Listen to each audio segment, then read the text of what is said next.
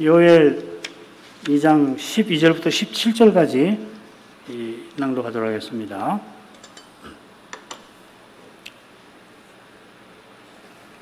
요엘 2장 12절부터입니다. 여호와의 말씀에 너희는 이제라도 금식하며 울며 애통하고 마음을 다하여 내게로 돌아오라 하셨나니 너희는 옷을 찢지 말고 마음을 찢고 너희 하나님 여호와께로 돌아올지어다. 그는 은혜로우시며 자비로우시며 노하기를 더디하시며 인애가 크시사 뜻을 돌이켜 재앙을 내리지 아니하시나니 주께서 혹시 마음과 뜻을 돌이키시고 그 뒤에 복을 끼치사 너희 하나님 여호와께 소제와 전제를 드리게 하지 아니하실는지 누가 알겠느냐. 너희는 시온에서 나팔을 불어 거룩한 금식일을 정하고 성회를 선고하고 백성을 모아 그 회를 거룩해 하고 장로를 모으고 소아와 젖 먹는 자를 모으며 신랑은 그 방에서 나오게 하며 신부도 그 골방에서 나오게 하고 여호와께 수종드는 제사장들은 낭실과 단 사이에서 울며 이르기를 여호와여 주의 백성을 긍휼히 여기소서. 주의 기업으로 욕되게 하여 열국들로 그들을 관할하지 못하게 하옵소서. 어찌하여 이방인으로 그들의 하나님이 어디 있느냐 말하게 하겠나이까 할지어다. 요엘 선지자는 메뚜기 재앙이 가리키는 여호와의 그날에 군대 재앙이 있을 거라 예언합니다. 이 군대는 여호와께서 진두지휘하시는 천군입니다. 여호와께서 자기 군대에게 소리를 발하시니 그 명령을 그 군대가 세상 어느 군대보다 신속하고 온전히 받듭니다. 놀랍게도 여호와께서 나의 성산을 향하여 이 땅 거민 자기 백성을 공격하십니다. 이날은 크고 심히 두려운 날입니다. 아무도 여호와의 심판과 진노를 견디지 못합니다. 그런데 선자는 여호와의 날이 이르렀다 하고서 바로 이어서 이제 임박하였다, 가깝다 덧붙입니다. 이게 2장 1절 끝에 나오죠. 그처럼 많고 강한 백성이 이르렀다 2절에 언급합니다. 이 백성이란 말이 5절에서는 강한 군사라고 번역되어 있어서 2절의 백성은 천군을 가리킨다 해석하는 이도 있습니다만은 5절을 보면은 천군을 강한 군사라 하는 게 아니라 강한 군사 같다고 합니다.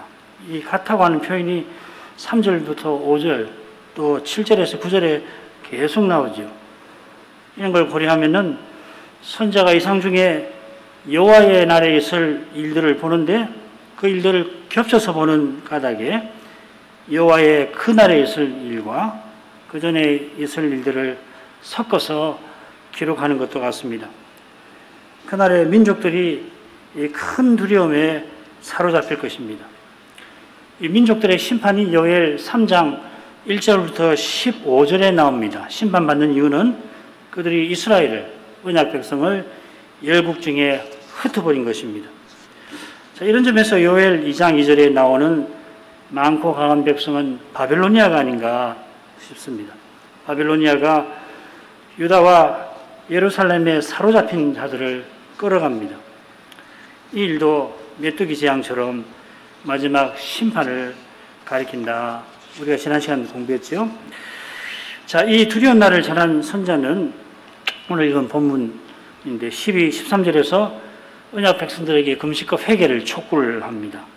촉구하는 근거가 14, 13절 하반절과 14절에 나오는데 여호와께서 은혜로우시고 자비하셔서 혹 그 뜻을 돌이켜서 복 주실 수 있는 거기에 근거를 찾습니다.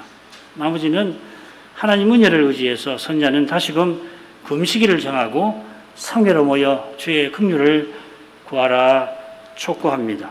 그러니까 12, 13절 상반절하고 15절부터 17절이 비슷한 내용이죠. 그죠? 그 가운데 회개를 촉구하는 근거에 관한 여호와의 인자심에 관한 내용이 나옵니다. 자, 줄거리 이 정도 생각하고 12, 13절 상반절까지 읽겠습니다. 여호와의 말씀에 너희는 이제라도 금식하며 울며 애통하고 마음을 다하여 내게로 돌아오라 하셨나니 너희는 옷을 찢지 말고 마음을 찢고 너희 하나님 여호와께로 돌아올지어다.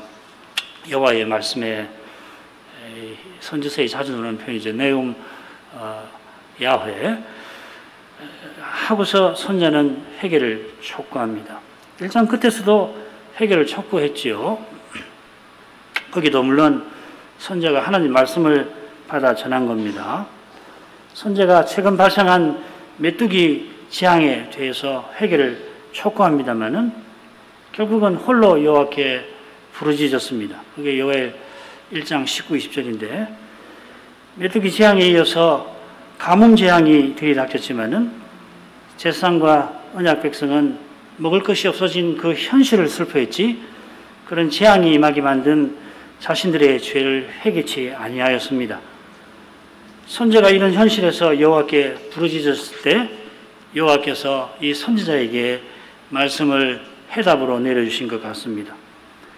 물론 1절부터 11절에 있는 군대 재앙도 선지자가 이상 중에 받은 계시입니다마는 그런 두려운 심판과 아울러서 여호와께서 여전히 긍휼히 여기신다는 것을 선지자에게 친히 알려주셨던 겁니다. 12절은 어떻게 시작되냐면 그러나 이제라도 이렇게 시작되고 이는 여호와의 말씀이니라 하고 곧 이어집니다. 번역을 좀 고쳐보면 그러나 이제라도 그리고 이는 여호와의 말씀이라 너희는 돌아오라 내게로 이렇게 되어 있습니다. 그러나 한 것은 바로 앞에서 요엘이 전한 하나님 말씀을 가리키겠지요.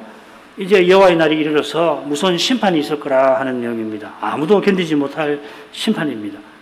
그러나 아직은 심판 때까지는 시간이 아직 남아 있습니다. 아마도 이 바벨로니아의 침공이 아직은 들이닥치지 않은 것을 가리키는 것 같습니다. 언제 그런 일이 있을지 모르지만은 여호와께서 회개할 기회를 여전히 주십니다.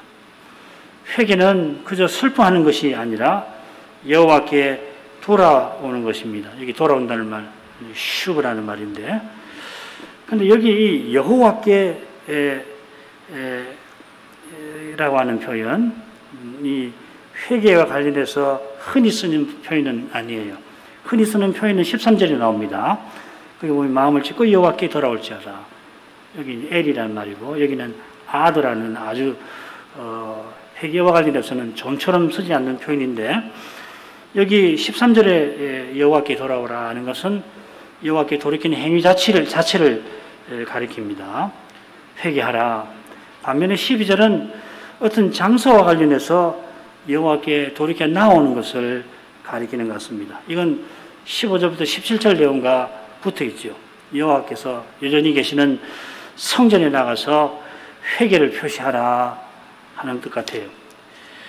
이것은 요엘 1장에서도 살핀 주제인데 여기 14절 보면 소제와 전제를 여전히 드리지 못하는 그 상태입니다. 여호와께서 이스라엘에게 진노하셨지만은 아직 성전을 떠나신 것은 아닌 것입니다.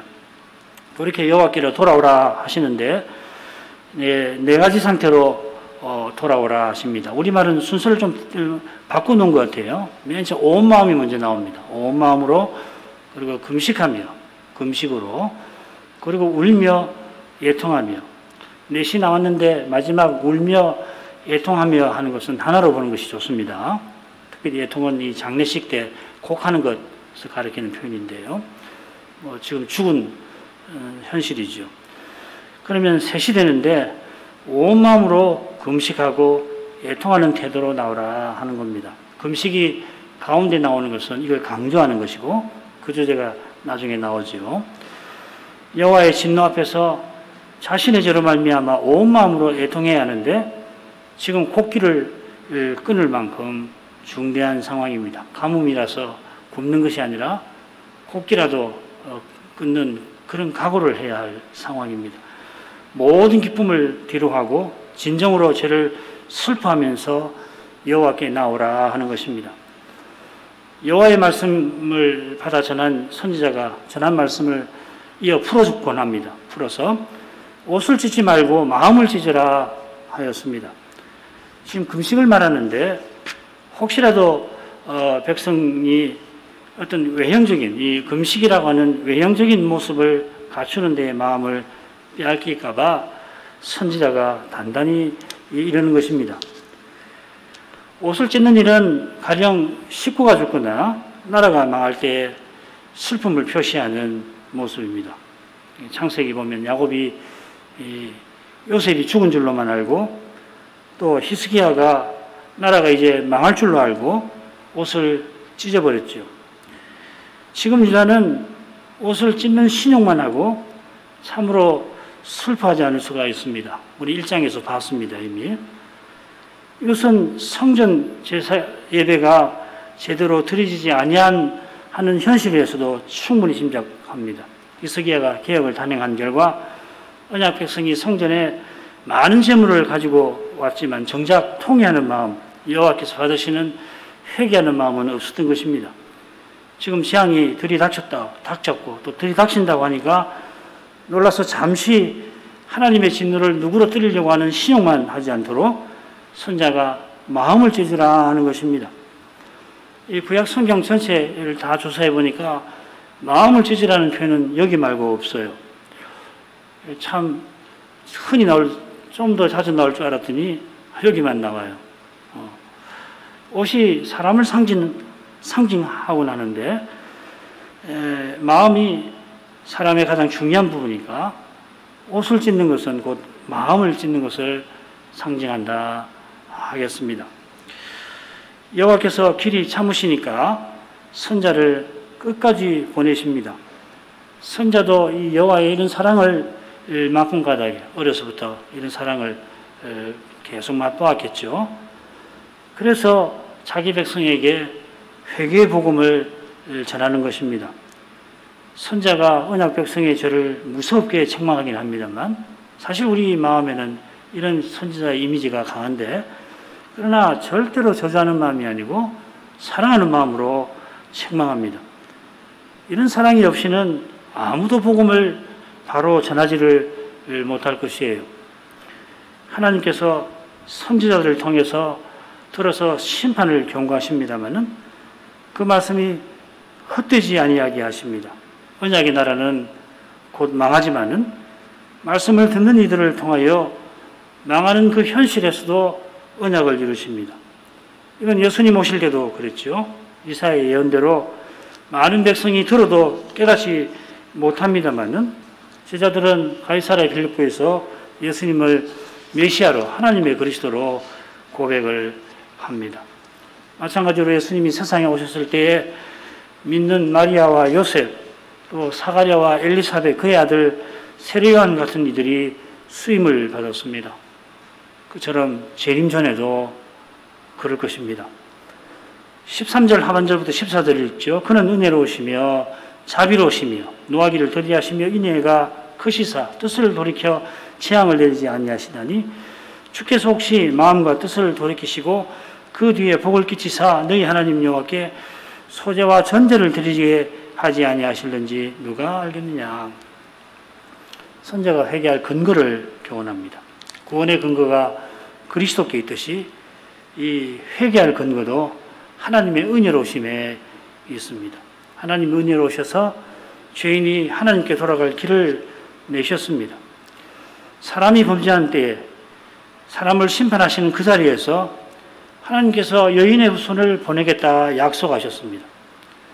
심판하시는 하나님이신데 구원의 뜻을 드러내시고 친히 짐승의 피를 흘려서 그 가죽으로 벌거벗은 우리 시조를 입히셨습니다. 이는 장차 메시아를 보내서 십자가에 내어주실 일을 가리키는 것입니다. 그처럼 모세 시대에 이르러 제사 제도를 내셔서 죄를 일깨우시고 오실 메시아를 바라보도록 하셨습니다. 지금 선지자가 회개하라고 촉구할 수 있는 근거는 오직 하나님께서 죄인을 속죄하시는 사랑에 있습니다. 주님께서 나를 쫓아오려면은 자기를 부인하라 하신 것도 불교처럼 사람의 힘으로 아상을 죽이라 하신 게 결코 아닙니다.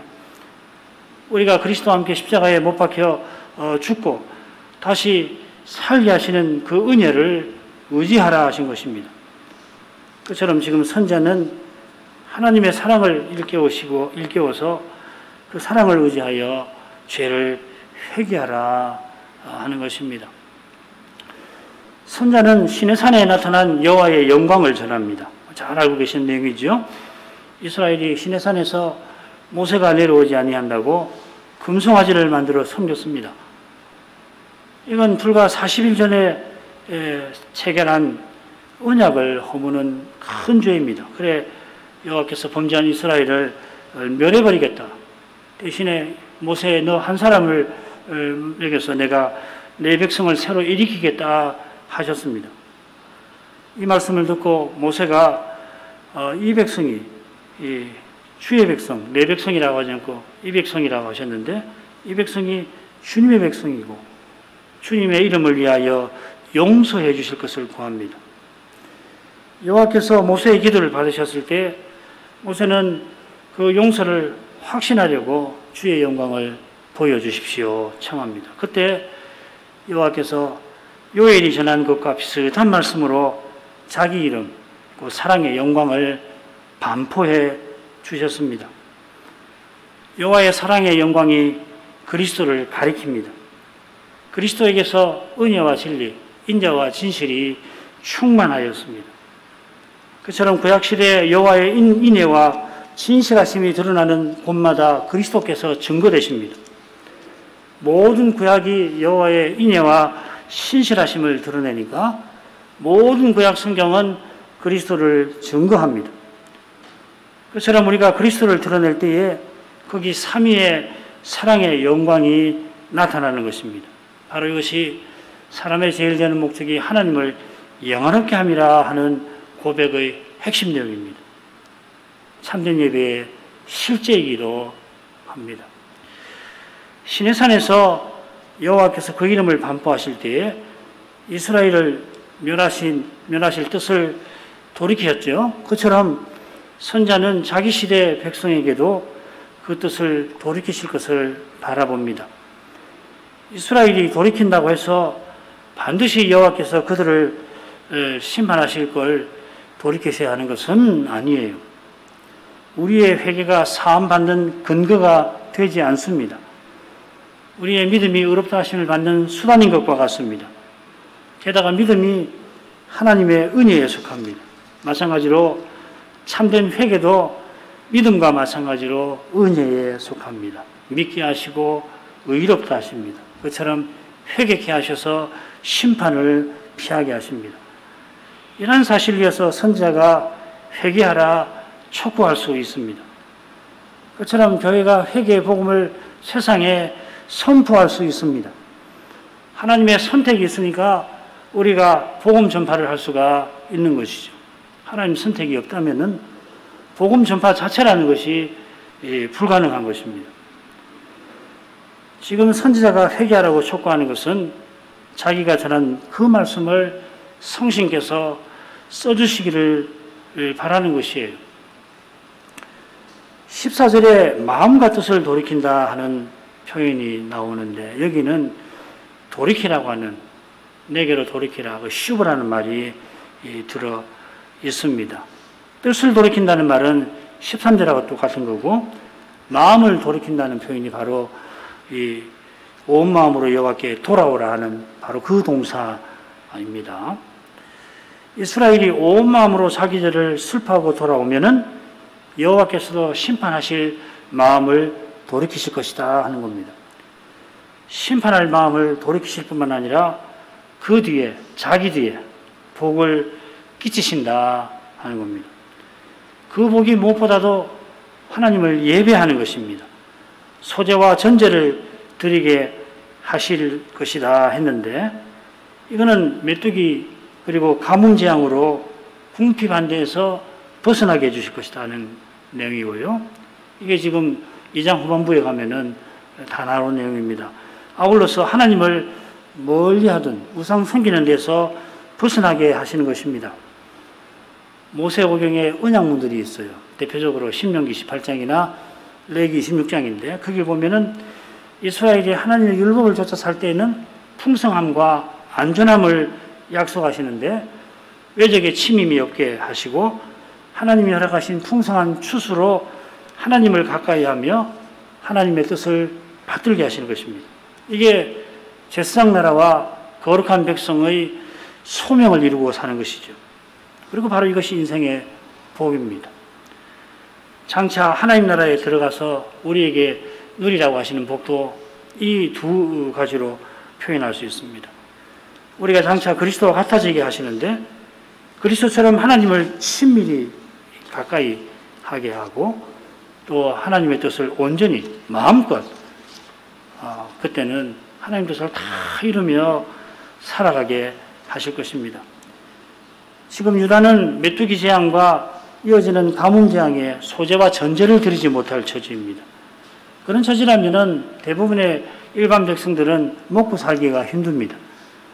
하나님을 등지며 우상 섬기며까지 세상 행복을 추구하다가 이런 비참한 지경에 떨어진 겁니다. 이런 데서 벗어나게 하려고 선지자를 보내신 겁니다. 그런데 우리가 이미 아는 대로 유다도 이스라엘처럼 똑같은 죄를 범하여 힘센 나라에 망하고 맙니다. 이런 점에서는 선지자가 지금 전하는 회개의 말씀이 땅에 떨어진 것처럼 보입니다만은 그가 전한 말씀이 허망하게 된 것만은 결코 아닙니다. 선지자가 촉구한 말씀을 듣고 민족의 죄도 곧 나의 죄라고 고백하며 회개하는 이들이 있습니다. 이들이 바빌로니아에 사로잡혀 갑니다마는 여호와께서 이스라엘 성전을 버리시고 그들을 찾아가십니다. 그게 바로 에스겔이 그발 강가에서 보았던 이상, 에스겔 1장의 핵심 내용입니다. 북쪽에서 영광구름이 그발 강가, 곧 유다의 포로들에게로 나옵니다. 이것은 여호와께서 나라가 망하는 현실에서도 선자의 말씀을 받던 그들과 함께 하시기 위함입니다. 저 옛날 이집트에서 요셉과 함께 하셔서 그를 써주신 것처럼 유다의 포로들도 대표적인 인물이 다니엘과 세 친구죠. 써주시려 함입니다. 요셉을 이집트의 총리로 세우신 것처럼 다니엘도 제국의 총리로 세우셨습니다. 주께서 베푸신 말씀은 땅에 떨어지는 법이 없이 반드시 이룹니다. 당장에는 그 말씀이 이루어지지 않을 것 같지만은 그 말씀을 좇는 사람은 고난을 겪는데 그 고난을 통하여서 이미 말씀은 이루어질 뿐만 아니라 마침내는 온전히 이루어서 고난받을 때 구한 그대로 심지어는 구한 것 이상으로 하나님께서 응답해 주시는 것입니다. 마지막 부분 읽겠습니다. 너희는 시온에서 나팔을 불어 거룩한 금식일을 정하고 성회를 선포하고 백성을 모아 그 회를 거룩히 하고 장로를 모으며 소아와 젖 먹는 자를 모으며 신랑을 그 방에서 나오게 하며 신부도 그 골방에서 나오게 하고 여호와께서 성도는 제사장들은 낭실과 단 사이에서 울며 이르기를 여호와여 주의 백성을 긍휼히 여기소서 주의 기업으로 욕되게 하여 열국들로 그들을 관할하지 못하게 하옵소서 어찌하여 이방인으로 그들의 하나님이 어디 있느냐 말하게 하겠나이까 할지어다.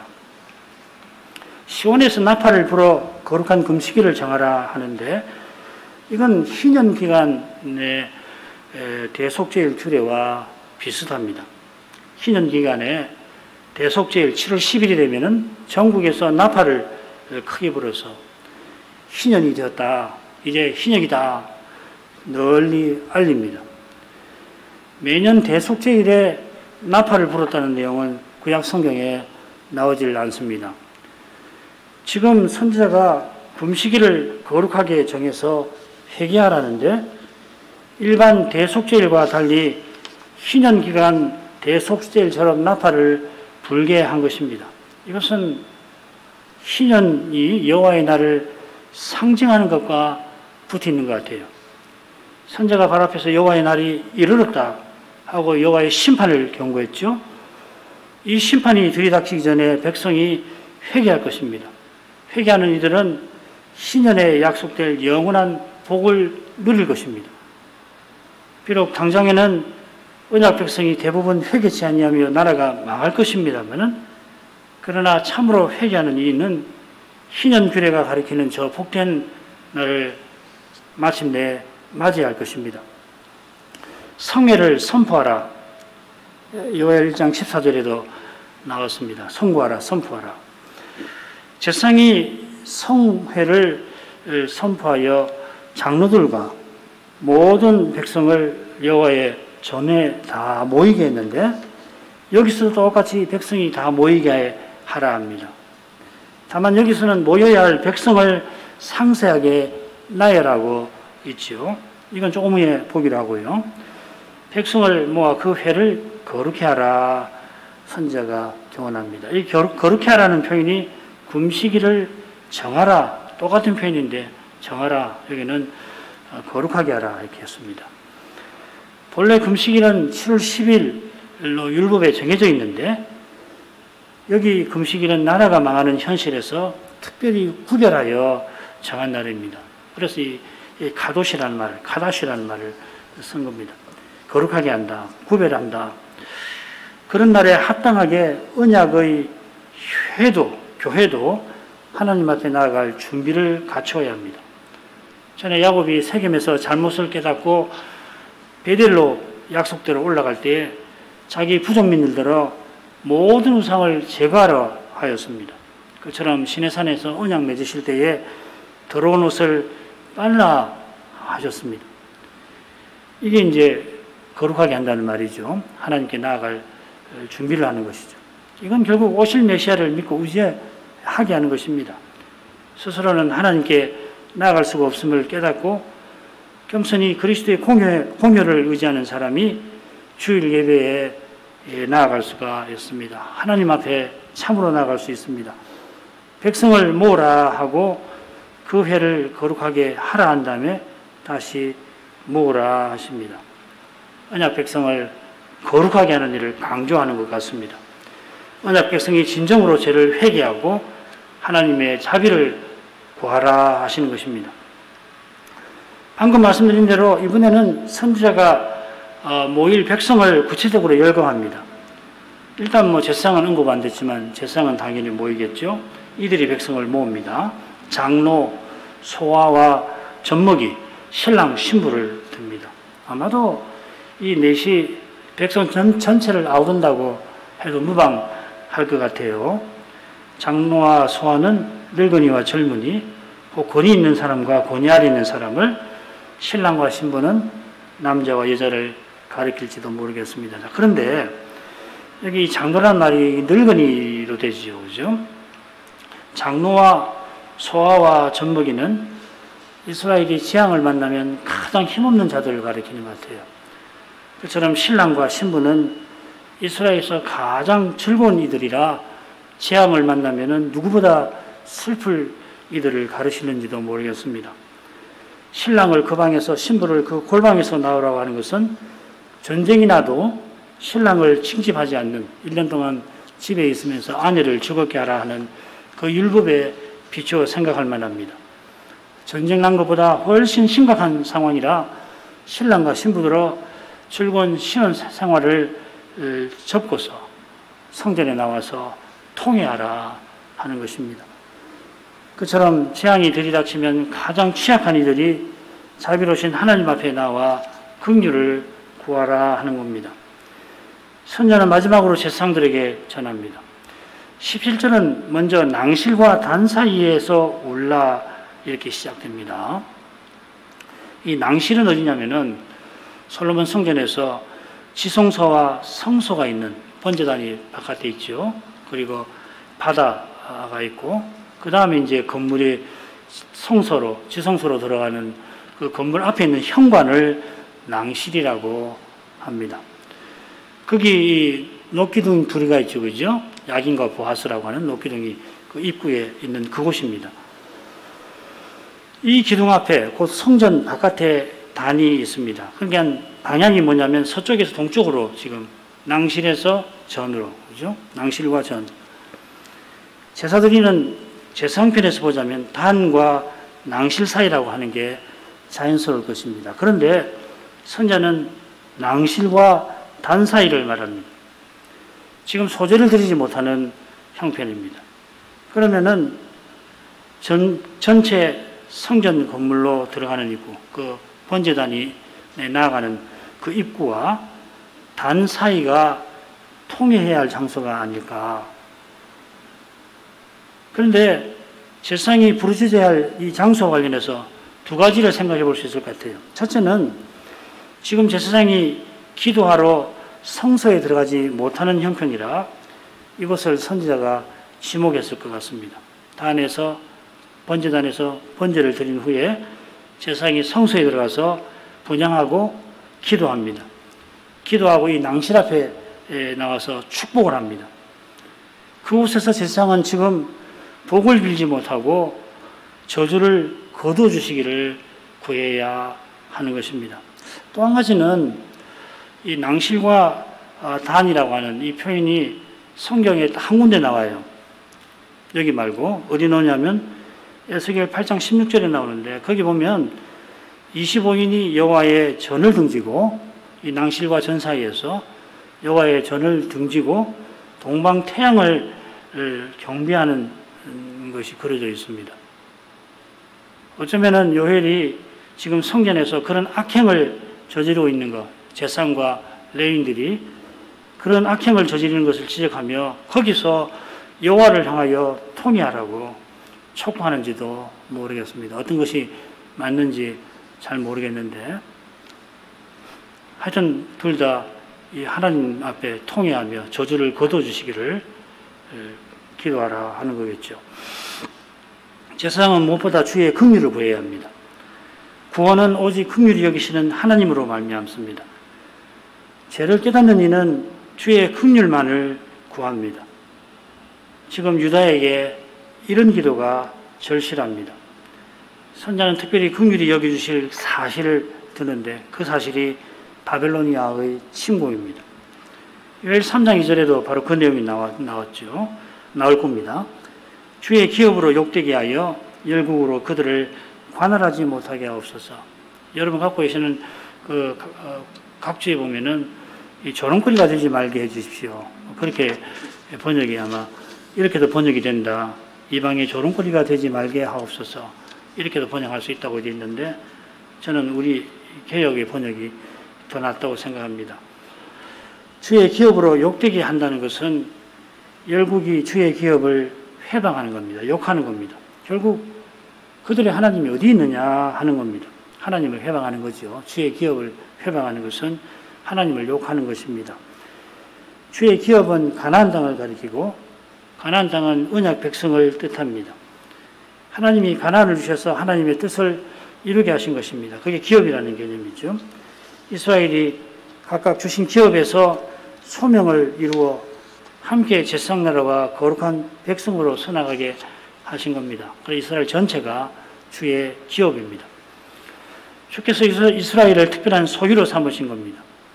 이제 이스라엘이 망하면은 열국이 이스라엘의 수신인 하나님을 해방할 것입니다.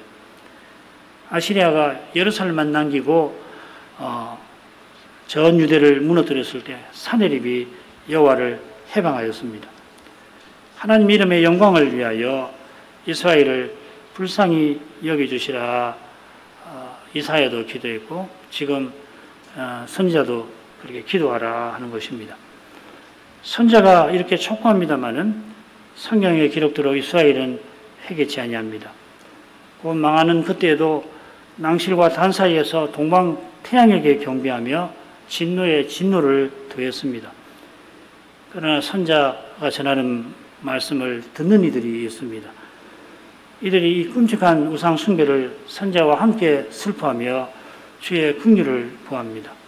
당장에는 유다가 망하지만 이들을 통하여 메시아가 세상에 오시는 그 길이 계속해서 열리게 될 것입니다. 오늘만큼 하죠. 기도 제목 읽겠습니다. 요엘 선지자는 재앙이 들이닥치기 전에 언약 백성이 마음을 찢고 하나님께로 돌아오라고 촉구합니다. 이렇게 촉구하는 것은 여호와께서 그러한 뜻을 선지자에게 알리셨던 데 있습니다. 여호와께서 긍휼히 여기시는 은혜의 회개의 근거가 있습니다. 여호와께서 천년을 하루같이 인내하시는 그 사랑에 우리의 구원이 있는 것입니다. 선지자가 여호와의 말씀을 전하고 그 전한 말씀을 풀어서 언약 백성에게 단단히 이룹니다. 금식일을 정하고 마음을 겸비해서 모든 백성이 성전에 모여 주의 긍휼을 구할 것입니다. 세상들이 백성을 대표하여 성전 낭실과 단 사이에서 주의 긍휼을 간절히 구하라 합니다. 여전히 메뚜기 재앙과 가뭄 재앙 탓에 소제와 전제를 드리지 못합니다. 상번제를 드리지 못하게 된 겁니다. 상번제를 드리지 못하면 성소에 나아가 분향도 못합니다. 분향을 하지 못하면 제상에 축복도 없습니다. 제상이 분향하고 나와서 축복하는 그곳에서 제상은 여호와의 긍휼을 구해야 합니다. 여호와께서 진노를 내려서 이스라엘이 열국 중에 웃음거리가 되고 여호와의 이름도 그렇게 되지 않기를 구할 것입니다. 선지자가 얼마나 간곡하게 고민했을까 침략하고 남음이 있습니다. 그런데 유다는 결국 망합니다. 제사장이나 백성이 선지자의 말씀을 거부한 것입니다. 예루살렘이 멸망하기 직전에 낭실과 단 사이에서 아마 제사장들이 동방태양에게 절했을 것입니다. 이것은 선지자의 말씀을 짓밟는 행위입니다. 그렇지만 전한 말씀은 헛되지 아니합니다. 선지자와 같이 주의 말씀을 쫓아 회개하는 이들이 있습니다. 이들이 포르기에도 쓰임을 받습니다. 그들에게서 주님의 모친 그리고 그의 남편, 주님의 길을 예비한 요한 그리고 그의 부모가 나왔습니다. 주님께서 말씀을 듣는 마음을 주시듯이 말씀 받드는 일을 내십니다. 이러한 이들을 통해 이 시대에도 주님의 교회를 친히 세워 가십니다. 우리 모두가 이 주님을 이렇게 더욱 바라야 할 것이고 이런 마음을 내려주시기를 구할 것입니다. 신학교와 신학생들을 위해서 기도하십시다. 오늘 아마 이범 선생 내가 출국을 했고 8월 22일에는 최영 선생이 캐나다로 그리고 9월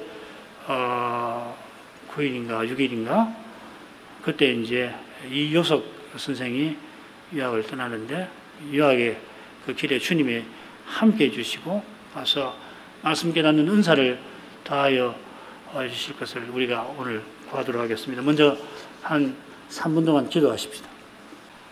기도하겠습니다. 자비하신 아버지, 오늘도 저희가 요엘 선지자가 전한 말씀을 또 살피게 하십니다. 요엘이 살았던 그 시대를 생각해 볼 때 그가 다른 모든 선지자와 참된 신자들처럼 실로 두려운 그 시대의 그 현실에서 오직 여호와만 의지하며 살아가는 것을 믿습니다. 하나님께서 자기 백성을 끝까지 사랑하셔서 선자들을 계속 보내시며 배도하는 데에서 돌이키도록 촉구하시지만은 마침내 이들을 들어도 깨닫지 못하게 하실 정도로 이스라엘의 배도는 깊어만 갔습니다. 이사야가 선자로 시험 받던 그때 하나님께서 이 충격적인 계시를 그에게 내려주셨습니다. 그 계시가 그러나 이사야 시대만 아니라 또한 우리 주님 오신 그 시대에 해당되는 말씀이기도 하였습니다. 주님도 구름같이 따르던 무리를 향하여 잠시 비유로만 말씀하시며 이사야의 야의 이 예언을 이루려 하셨습니다. 과연 그 백성이 주님을 영접지 아니하고 마침내는 십자가에 내어주었습니다. 예수께서 십자가로 가시는 길이 고난의 길이었습니다. 그 길에 누구도 주님과 함께하지 아니하였습니다. 사도들을 주님과 함께 지내게 했지만은 사도들도 십자가를 제대로 깨닫지 못하였고 십자가를 앞두고 주님을 버리며 부인하고 말았습니다. 주님께서 그러나 이처럼 고난을 홀로 받으신 까닭에 고약의 선자들과 그들의 말씀을 듣는 이들도 그 시대의 두려운 도전 앞에 외로이 고난을 받은 줄 압니다. 성신의 능력으로 그리한 줄 압니다. 요엘이 가뭄 재앙을 보고서 홀로 여호와를 향하여 부르짖었을 때 여호와께서 그에게 또 전할 말씀을 내려주셨습니다. 그 말씀이 우선은 여호와의 날에 있을 그 두려운 재앙에 관한 것이었지만 그 재앙이 들이닥치기 전에 마음을 다하여 여호와께로 돌아오라고 촉구하셨습니다. 이러한 말씀을 선자가 풀어 전하면서 옷을 찢지 말고 마음을 찢고 여호와께로 돌아오라 하였습니다. 선자가 이처럼 권하는 것은 오직 여호와께서 은혜로우시고 자비로우시고 노하기를 더디하시며 인애가 크신 분이신 사실에 있습니다. 이 이름을 반포하시던 그때에 시내산에서 이스라엘이 금송아지를 섬기며 언약을 허물어 버렸지만은 모세의 간구를 주께서 들으시고 그들을 진멸할 뜻을 돌이키셨습니다. 선자를 통하여 이러한 사랑을 나타내시지만은 성경의 기록대로는 말씀을 전파하던 그 유다도 마침내 바빌론에게 망하고야 말았습니다. 선자가 전한 회개의 말씀이 얼른 봐서는 이루어지지 않은 것처럼 보이지만은 하지만 그 말씀을 듣고 참으로 회개하는 자들을 남기셨습니다. 이사야에게 상수리 나무가 배임을 당하여도 그루터기는 남게 하겠다 하신 대로 선자와 선자의 말씀을 듣는 이들이 있어서 그들을 통하여 하나님 언약은 여전히 이루어져 가게 하셨습니다. 선자의 말씀에서 우리 모두가 이스라엘처럼 하나님의 심판을 피할 수가 없는 자들이지만 하나님께서 긍휼히 여겨주심으로 나와 같은 죄인도 회개하며 구원받게 하신 그것을 무엇보다 기억합니다. 날마다 이 은혜를 저희가 기억하게 하시고 그처럼 자기를 부인하고서 자기 십자가를 날마다 지고 주님을 쫓아가게 하옵소서. 주님께서 이 두려운 시대에 저희가 믿음을 잃지 않게 하시고 온 교회가 배도의 물결에 휩쓸려가는 이런 시대의 도전에 저희가 맞서고 나가게 해 주시옵소서. 저희 교회가 서나올 때에 이러한 사명을 내려주신 줄 압니다. 저희가 실로 부족하지만은 이러한 사명을 받들고 나갈 수 있게 주께서 사명을 이루어 가시는데 저희 같은 자들도 조금이라도 쓰임을 받을 수 있게 해주시기를 구합니다. 예수님의 이름으로 기도합니다. 아멘.